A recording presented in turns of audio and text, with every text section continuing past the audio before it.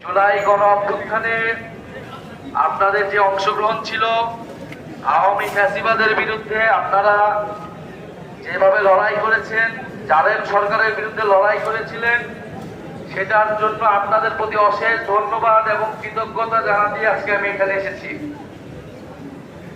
আমরা জানি বিগত 15 বছরে ফ্যাসিবাদী সময়ে মাদ্রাসার শিক্ষার্থীরা এবং আলেম সমাজ নির্যাতিত হয়েছে, বারবার নির্যাতিত হয়েছে। আমরা 2013 সালে শাপলা হত্যাকাণ্ডের কথা জানি, গণহত্যা সংঘটিত হয়েছিল।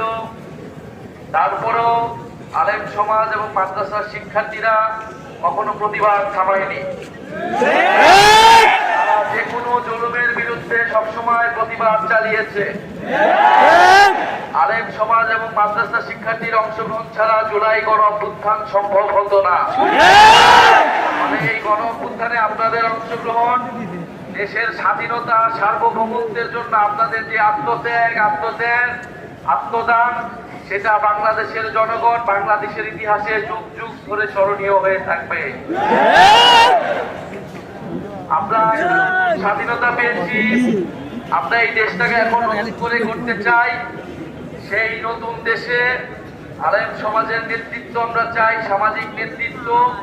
সমাজে যেই নৈতিক মূল্যবোধের অবক্ষয় ঘটেছে আমরা চাই ইসলাম